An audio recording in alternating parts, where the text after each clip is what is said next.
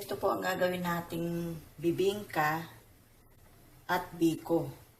Kasi 1 kg ito, hatiin ko siya. Pag naluto na, gagawa ko ng biko at saka bibingka.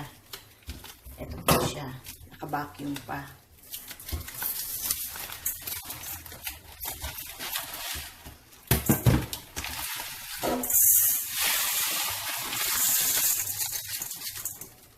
Hugasan po natin siya.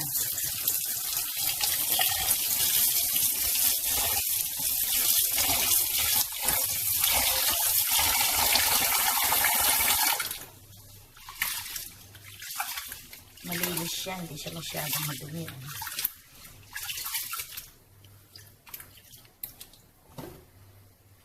Hugasan ko na siya, 3 hugas. Isasaing natin siya sa may dahon na sapin para hindi siya masunog tsaka mabango.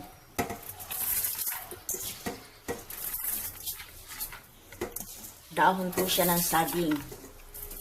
Niready ko na kasi hahaba ang video.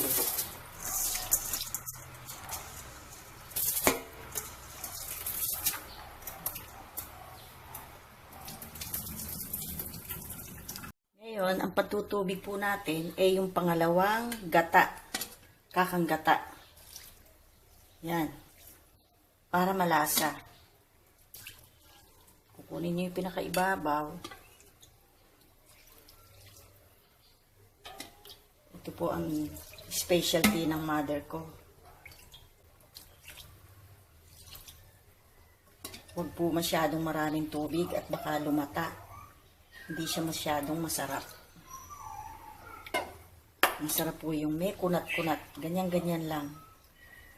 Tapos, bago nyo siya apoyan, 30 minutes para ma-absorb niya, lumambot. Lalagyan din po natin siya ng pandan. Hindi ko lang alam kung ano sa English ang pandan para mabango at masarap ang ating biko at bibingka. Yan. 30 minutes po nating ililib na ganito, saka aapoyan. Pero i-ready ko na siya dito sa kalan.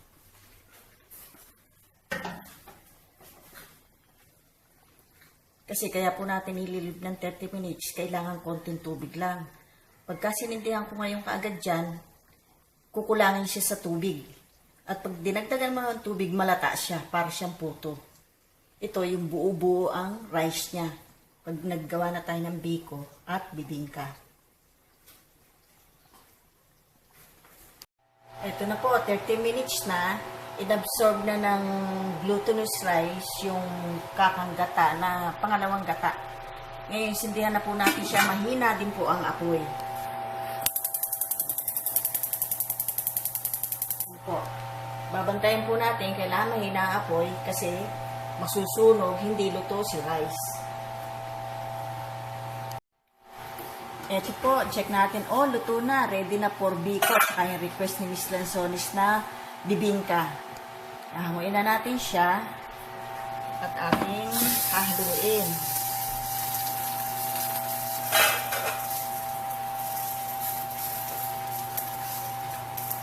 Ito po, atin na po siyang ililipat sa kawali na pinaglutuan natin ng latik. Yan mo, isa sa mga technique para hindi siya manikip na siya. Ang ganda, oh.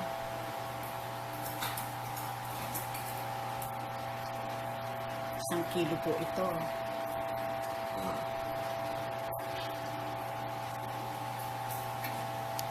Ito po, 1 kilo po yan. Yan, kaya may isa pinadahon para hindi siya masunog. Ngayon, lalagay po natin sa 1 kg na glutinous rice, 2 cups brown sugar. Depende sa inyo yung kung gusto nyo matamis, pwedeng 3 cups.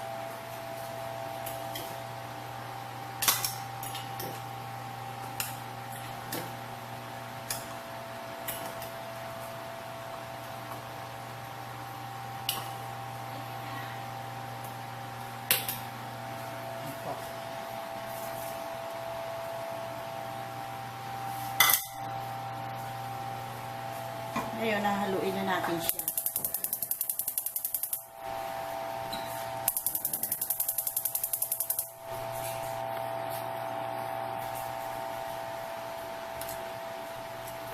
Pag po matabang, para sa inyo, pwede yung 2.5 cups o 3 cups. Para ho sa akin, 2 cups lang, okay na kasi hindi masyadong masarap matamis. Tamang tamis lang po ito.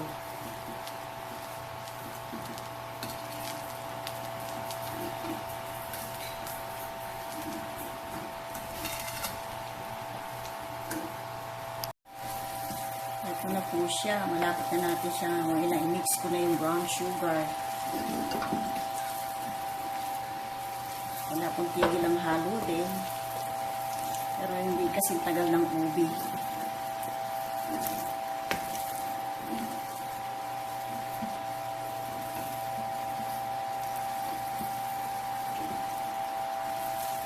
Po yung kalahati, ito po yung biko. Ngayon, para sumarap ang biko, mimix na po natin yung ibang latik na ginawa natin. Yan no ang technique ng mother ko.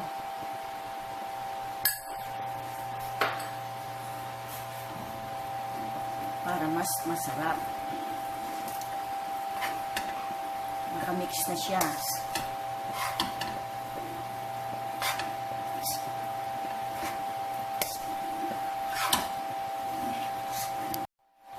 Ito po, na-mix ko na sila tek. Ihulba na natin siya sa tray. Siya na ang biko.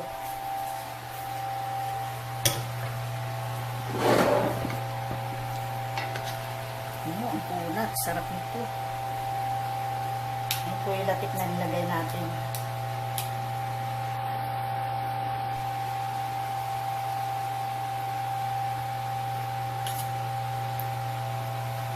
Tamang-tama sa New Year. Dikit-dikit.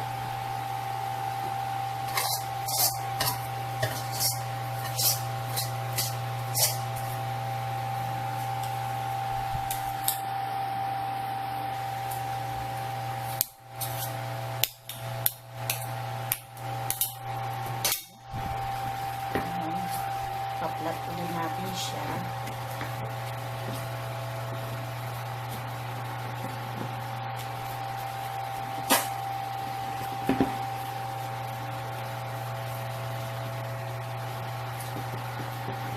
Naplat na po natin siya. Gupitin natin yung excess ng mga banana leaves para maganda siyang tignan. Bago natin itating si latek.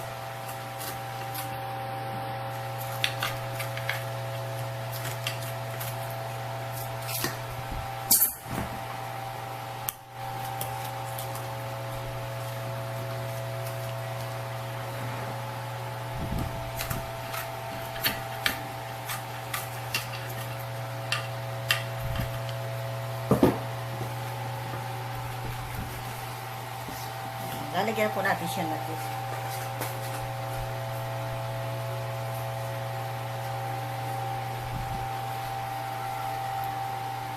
Ito na po siya sila tek. Bubudbud ko na siya. Kamayin ko na. Manilis naman si kamay. Yan.